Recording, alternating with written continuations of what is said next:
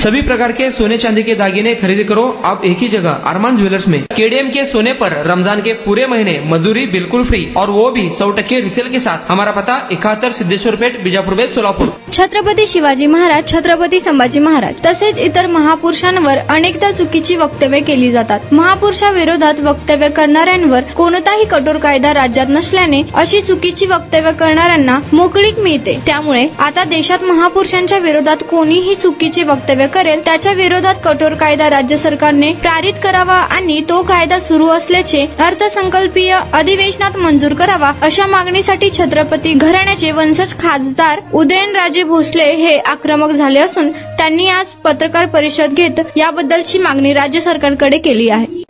माझं तर आहेच, पण लोकांच्या संपूर्ण महाराष्ट्राच्या जनतेच्या वतीने तुम्ही करावं, केलंच पाहिजे। नाही केलं तर सारखा गोंधळ होतं। कोण हा बोलतोय म्हणजे शेवटी होतं काय, बाकी काय होत नाही। हा हे म्हणणार नाही आम्ही हे करू ते करू, ते आता सगळे मंत्री साहेब, मुख्यमंत्री, उपमुख्यमंत्री, आमदार सगळे एक लक्षात घ्या, गोंधळ आता फक्त सभागृहात याच विषयावरती होतोय ना। मग हा कायदा पारित करा म्हणजे काय, ते एक मन आहे ना, म्हणजे गोंधळ म्हणतो की त्याला मला हिंदीमध्ये काय शोर म्हणतात ना, बरोबर। शोर आता बंद करा, आता शिकार करा, हा कायदा पारित करू। नाहीतर लोक उद्या तुम्हाला कोणी पण असू दे, हा जर कायदा पारित झाला नाही तर महाराष्ट्रातील लोक तुम्हाला जनता माफ करणार नाही। या ठिकाणी आवर्जून मला सांगायचं वाटते, कारण की अनेक लोकांची मन दुखवले गेले। वाटेल का परिस्थिती आहे, गरजेचं नाही, झालंच पाहिजे। ही लोकांची मागणी, केवळ माझी एकट्याची नाही। मीडियाच्या माध्यमातून तुम्हाला जे वाटते ना, कोणाला संपूर्ण महाराष्ट्रातल्या या राज्यकर्ते, विरोधी पक्ष किंवा वेगवेगळ्या पक्षातल्या, मला आव्हान आहे, माझं आव्हान आहे तुम्हाला, हे जर झालं नाही तर मग लोकांना वाटेल की तुमचं महाराजांवरती अजिबात प्रेम नाहीये, आणि मला नाही वाटत की तुमचं तसं काय आहे। तुमचं महाराजांवरती प्रेम आहे तर ते कायदा पारित करून ते दाखवून द्या जनतेला। आता वेळ आहे। साहेब, याच्या संदर्भात तुम्ही मुख्यमंत्री, उपमुख्यमंत्र्यांशी काही बोलणं केलंय का, हा कायदा पारित व्हावा यासाठी? काय एक लक्षात घ्या, मी आता जे बोललोय ना त्यांनी केलं नाही तर मग काय, त्याला काय लोक त्यांना जाब विचारणार, जाब विचारण्यामध्ये केलंच पाहिजे त्यांनी का? प्रत्येकाने फक्त नुसतं निवडणुकीच्या काळात छत्रपती शिवाजी महाराजांचं नाव घ्यायचं, तो घेऊ नका ना। त्याला सांगून ते टाका, नाही कायदा पारित करायचं ना, सांगून टाका की आम्ही नाही करत, आम्हाला माहित नाही पण छत्रपती शिवाजी महाराज होते, एवढं धाडस तरी दाखवा ना। मग लोक तुम्हाला कुठं तुमच्या सगळ्यांना कोणी पण असू दे त्यांना लोक जागा दाखवतील ना। लोक जेव्हा आमदार आणि खासदारांना निवडून देतात, ती जनता आहे, जनार्दन आहे, लोकशाहीतले ते राजे आहेत, तुम्ही त्यांचे प्रतिनिधी द्या। त्यांच्या भावना लक्षात घेऊन जर केलं नाही तर तुम्हाला जे काही परिणामाला सामोरे त्या सगळ्यांना, सर्वांनाच, त्यांना काय मला सुद्धा सामोरे जावं लागणार। तुमची पुढची भूमिका काय असणार या विषयावर? पारित नाही झालं त्यांना करावंच लागणार ना, पारित नाही झालं म्हणजे तसं नाही करणार, म्हणजे मग ते वेगळी तुमचं म्हणजे वेगळी प्रेम किंवा वेगळी आदर्श म्हणून असं, म्हणजे महाराजांबद्दल तुम्हाला काहीच वाटत नाही असं लोकांना म्हणजे मला किंवा सर्वसामान्य लोकांना तेच वाटणार ना, त्याच्या पलीकडे। पण महाराज साहेब, मुख्यमंत्री देवेंद्र फडणवीस आपले मित्र आहेत आणि त्या गोष्टीत आपण बोलता, मग ही गोष्ट ऐकत नाहीत का ते आपले? अरे बाबा, ऐकून घ्या एक मिनिट, हा कायदा ते करणार, त्यांना करावाच लागणार। आणि दुसरी गोष्ट, हे जे टिप्पणी होतात केलं ना तर महाराष्ट्र जनतेला महाराजांची शपथ आहे, तुम्ही त्या तुमच्या लोकप्रतिनिधींना जा विचारा फक्त.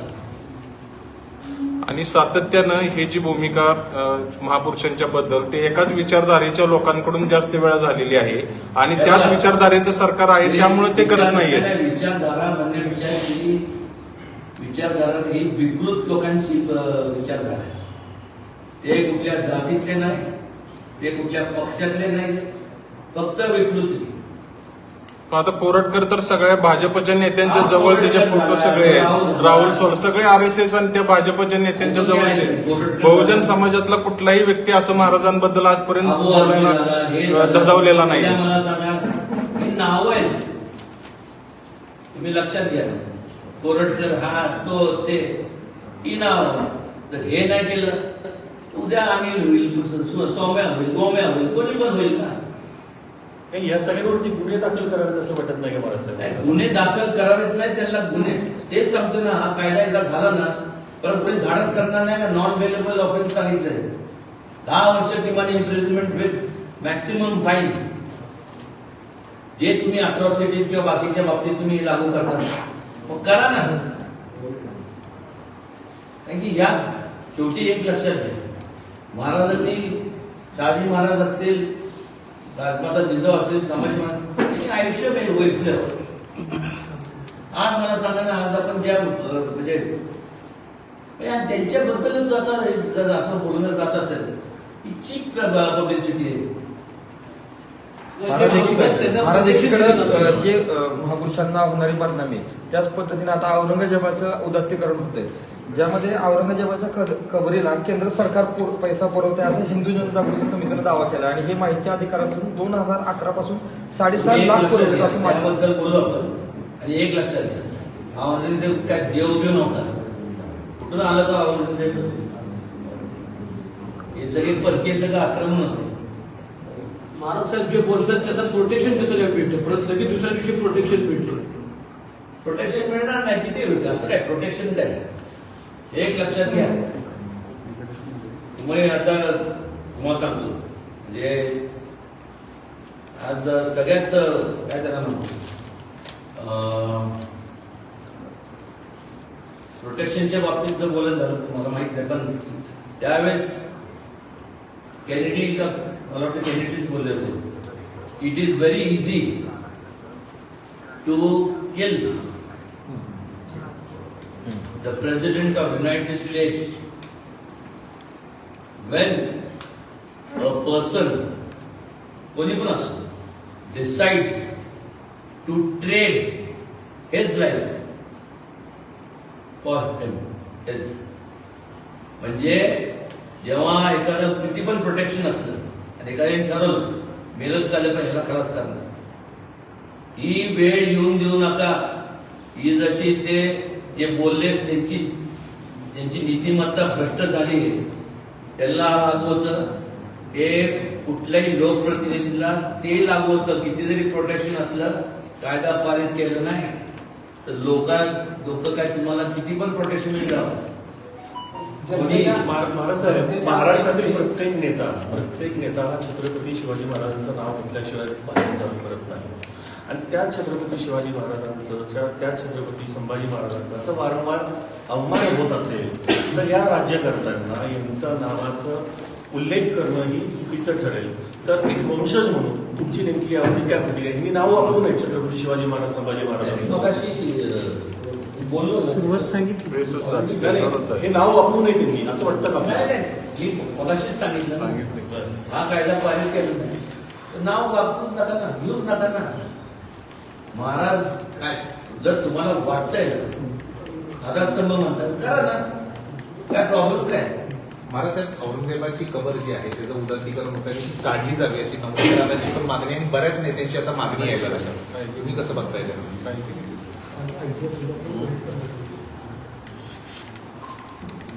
तो काय देव नव्हता, त्याचं काही योगदान तो इथं आला होता. तो कोण आहे? तो काही इथं नव्हता. छत्रपती शिवाजी महाराजांनी प्रत्येक जाती धर्मातल्या लोकांचं जे श्रद्धास्थान आहे, जे मंदिर असतील, मस्जिद असतील, जे काय बाकीचे धर्मस्थळ असतील ते जपण्याचं काम केलं. त्यांनी उलट केलं. ह्यांनी जर उलट केलं असेल तर मग ती काय ठरण्यात काय अर्थ आहे? परत कोण म्हणणार तो हिंदू मुस्लिमचा विषय तो इतका नव्हताच. तो चोर होता, लुटेरा होता. बाहेर आलेले हे लोक आहेत. महाराज साहेब, आता कायद्याच्या संदर्भात ह्या अधिवेशनात तो व्हायलाच पाहिजे ही डेडलाईन आहे असं आपण म्हणतोय.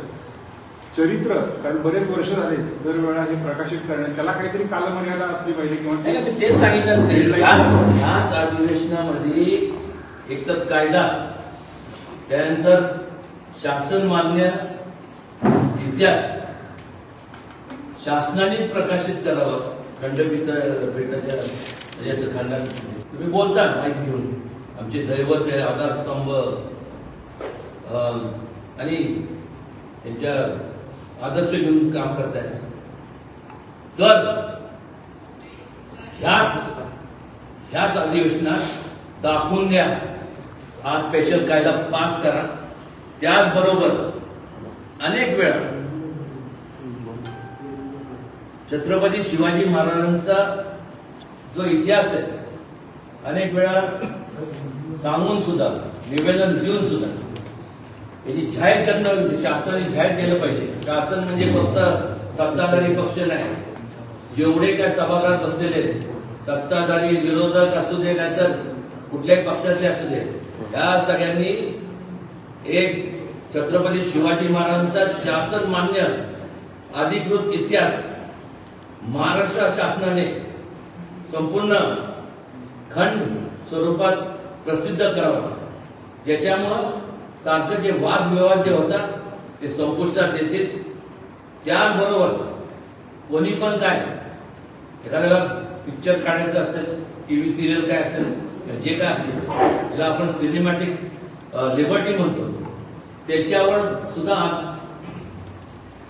कायदा त्याच्यावर आला पाहिजे की ह्या संपूर्ण हे करत असताना कुठली तरी कादंबरी काल्पनिक ह्याच्यातनं जर तुम्ही हे करत असाल, अनेक कुटुंब असे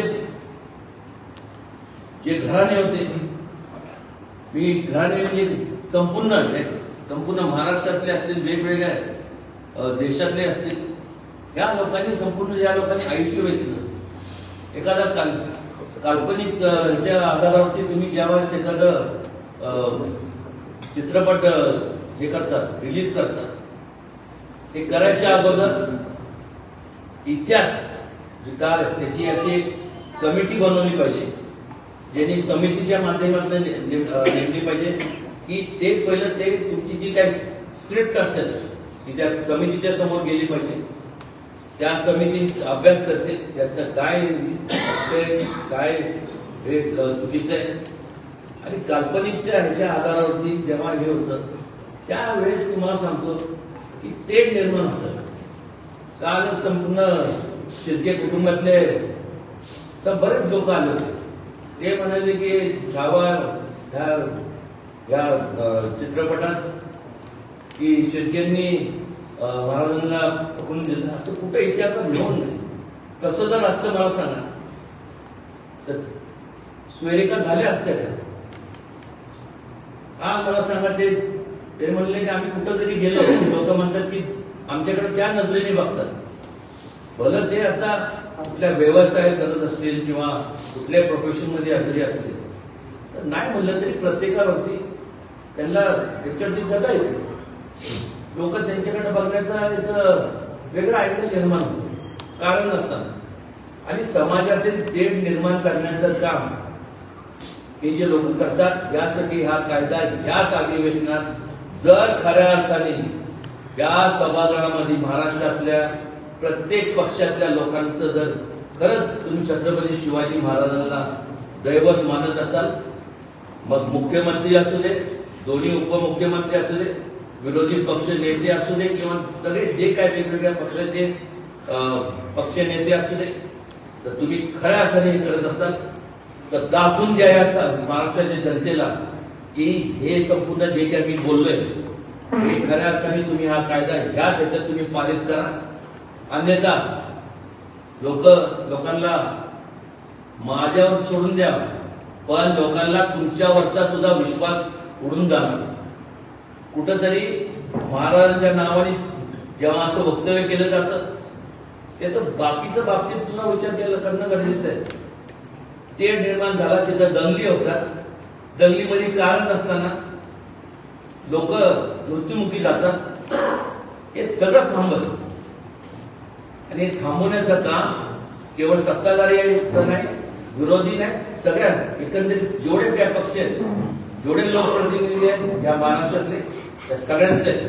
आणि महाराष्ट्र शासनाने स्पेशल लॉ हा या असेंब्ली या अधिवेशनात त्यांनी पारित करावा. छत्रपती शिवाजी महाराजांनी प्रत्येक जाती धर्मातल्या लोकांचं जे श्रद्धास्थान आहे, जे मंदिर असतील, मस्जिद असतील, जे काय बाकीचे धर्मस्थळ असतील ते जपण्याचं काम केलं.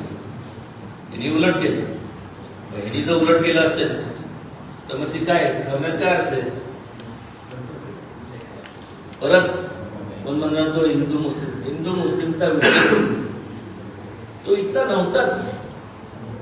तो चोर होता, लुटेरा होता. बाहेर आलेले हे लोक आहेत. महाराज साहेब, आता कायद्याच्या संदर्भात ह्या अधिवेशनात तो व्हायलाच पाहिजे ही डेडलाईन आहे असं आपण म्हणतोय.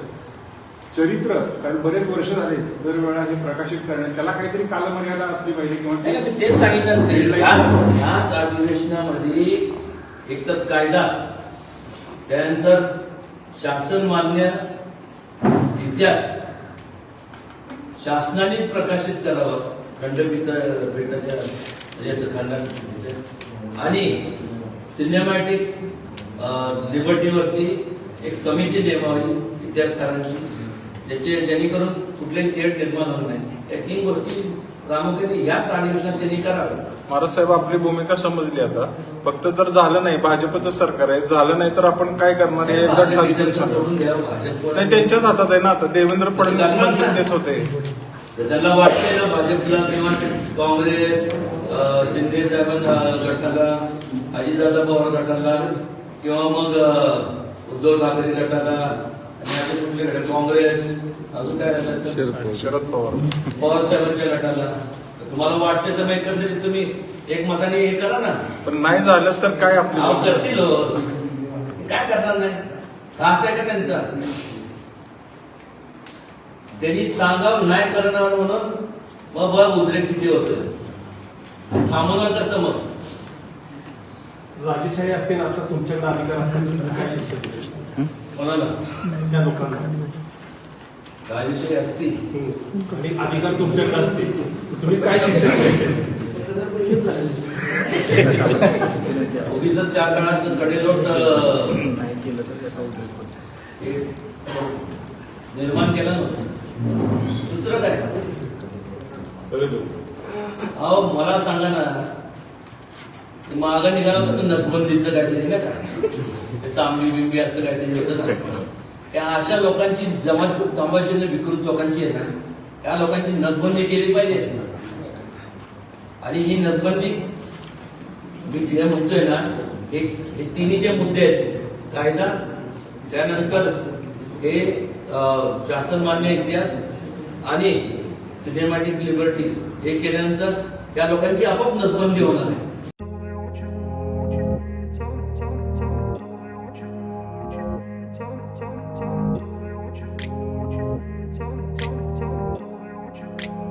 जागतिक महिला दिनानिमित्त लुनिया ईव्ही हब कडून गाडी शिका मोफत व तसेच मोफत नाव नोंदणी. प्रशिक्षण केल्यानंतर महिलांसाठी विशेष ऑफर. हे ऑफर 20 मार्च 2025 पर्यंत. तर आजच भेट द्या लुनिया ईव्ही हबला. पत्ता जोशी पेट्रोल पंपासमोर, जुळे, सोलापूर. संपर्क क्रमांक 9309857930.